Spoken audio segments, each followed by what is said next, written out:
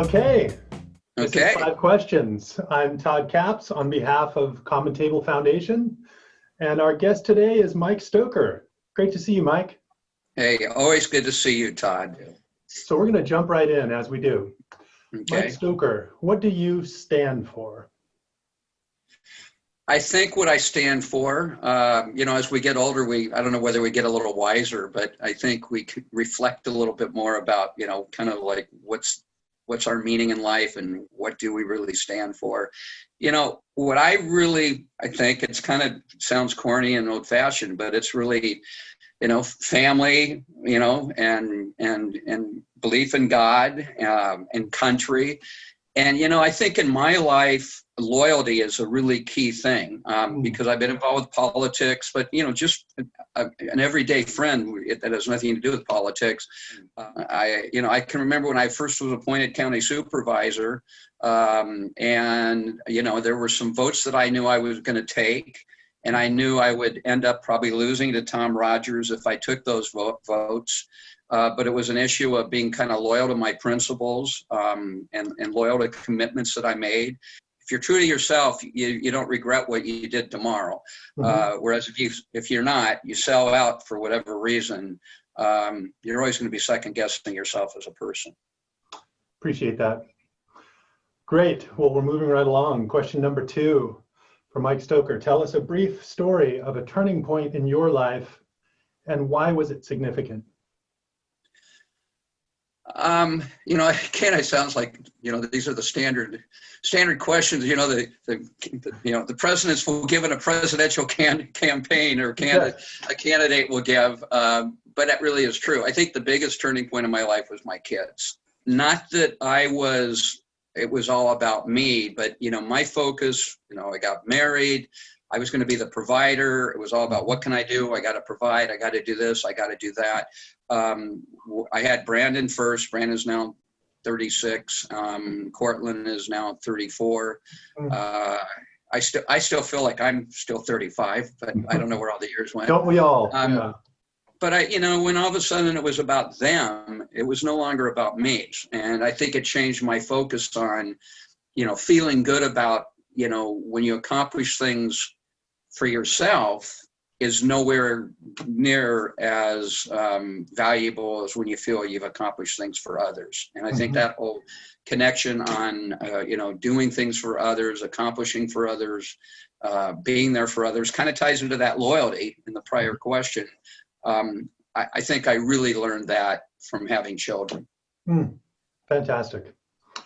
And what problem must be solved? Well, I think the biggest, you and I, we politically have differences of opinion on a lot of things, but you and I, we respect each other. Here we are, we genuinely, folks, you may not believe this, but Todd Capps and Mike Stoker like each other, and we'll have a beer together, and we do disagree politically on a lot of things. And, I went to Berkeley, at the time, one of the most liberal schools in the country. I graduated in 76. And ironically, I went there as a McGovern Democrat, and I came out kind of a Reagan Republican. But that's a whole nother show. I'm still trying to figure that one out. But I enjoyed so much, on Telegraph Avenue, like all college communities, at the coffee shop, sitting down and having coffee with somebody that disagreed with me, whether we were talking about Plato or, whether we were talking about Hegel or Marx or whatever, and that we're talking about modern day politics.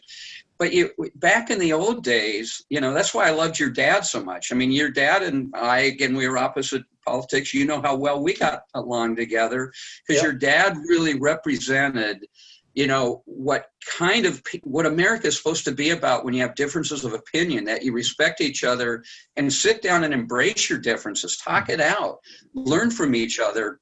And, I think that's why I love the foundation so much, and why, I'm 100% in and have been from the beginning is, we got to break down. What worries me is this vitriol divide, whether it's politics or what COVID, you look on Facebook, people, unfriending people that have been their, lifelong friends because they have a difference of a perspective on COVID. And something's happened over the last 10, 20 years where I don't know if it's the virtual media and having the Facebooks and having all this stuff that in the old days you didn't have it. You sat down face to face.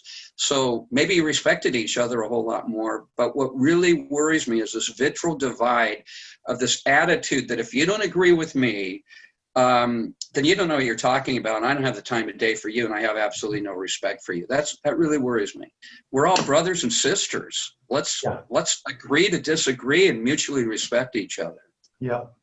Do you think that we can get there? I mean, it's as divided as we are, and you've identified the problem, and you've, clearly identified how you respond to it, and it's who you are. And I've always appreciated that about you, and right back at you in terms of your willingness to engage and respectfully disagree and not have it get in the way of a personal relationship. But how do you feel about our current trajectory and the opportunity that we may have in the coming months and years? Well, I don't think COVID helped it, but COVID someday will be over, hopefully sooner rather than later. But at the end of the day, I really believe most Americans are just good people, whether you're voting for Biden or whether you supported Sanders or Elizabeth Warren or for Trump, who, at the end of the day, everybody in America is basically a good person. And the irony, again, maybe it's because of all the virtual media that we have that it's taken away that personal contact. I mean, I learned early on, when I was a county supervisor, a lot of my supporters would say, well, why waste your time going to the Sierra Club, or why waste your time going to the Environmental Defense Center? Because they've already made their decision. I go, I want to go to the people that have made their decision so I can tell them why I'm coming from where I'm coming from. So they can hear me, I can hear them, we can have dialogue. I appreciated those more than me going to the Chamber of Commerce or the CoLab or, the Farm Bureau or, the people that were on my side, hypothetically. And I'm never going to I'm the eternal optimist. I'll never give up. I think what the foundation does is the kind of foundation that will help in that. I know Senator John Kerry did a lot on that front. People like you are talking about it all the time. I talk about it all the time.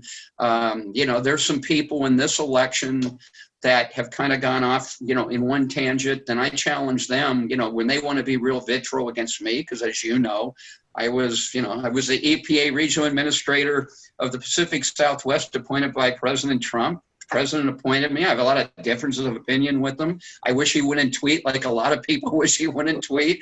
But I challenged a lot of people in this race, that are really anti-Trump, but like me as a person, but they'll get almost vitriol on it. And I said, when Obama won, I was the first to publicly congratulate him and hope he'll be successful, because if an American president, no matter who elects him, is successful, America is successful.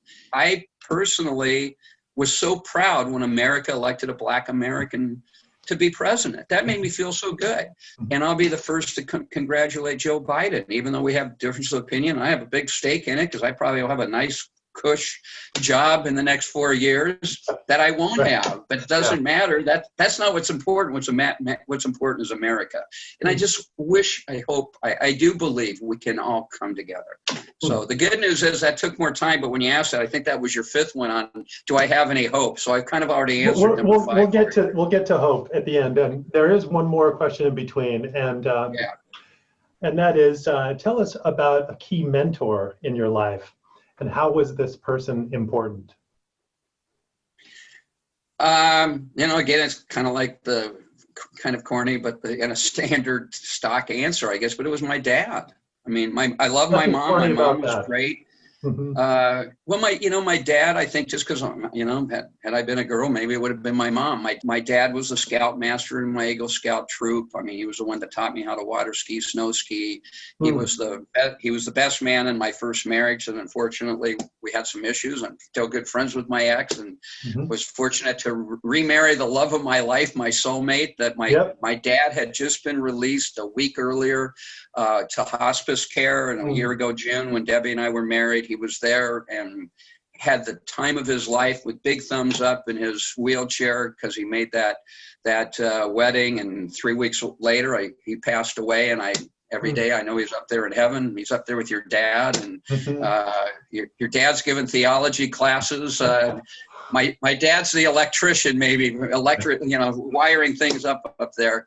But I mean, he was a best friend. He was a best man, philosophically, a mentor. He probably taught me. I mean, a lot of the values we've talked about today on what I'm all about, a lot of that comes from my dad. I'd say my mom probably gave me that tenacity, never give up. So, right when all my liberal Democrat friends like you count me out and go, we're done with Stoker, then all of a sudden he's back in a bigger and better role. That's the tenacity my mom gave me. We can thank Mom for that. Good. You can thank Mom for that one. Good. Well, thanks, Mike. And this is question number 5. What gives you hope?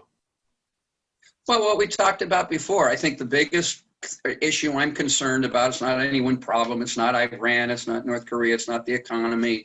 I mean, those are all things we always think about.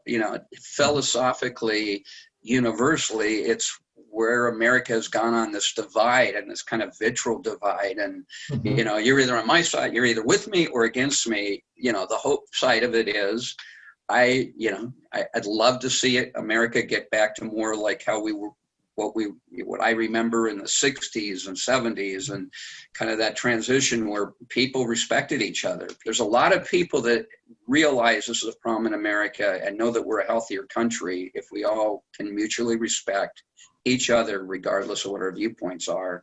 And that's something it's something now I talk about all the time when I'm interfacing with individuals, how it's really important. When I hear somebody treat somebody rudely, I go, that's not cool. Just because they disagree with you, embrace it, have a conversation, but, respect them. And, so I have hope we can get there. I'm a firm believer it's not going to take, disasters and catastrophes to bring us back together. It's just people like you and me have to continue talking about it. Foundations like yours have to keep advocating for it. And I think deep down inside, the vast, 80, 90% of the Americans really believe in what we're talking about. It's just that we got to connect the dots to get them back to there in some cases.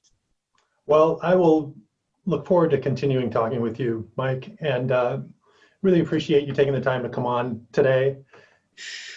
Give my best to all your family. Say hi to your mom. Likewise. For me. And I look forward when we all can see each other again in more normal times. And we do have to have that beer. It's been months in the making.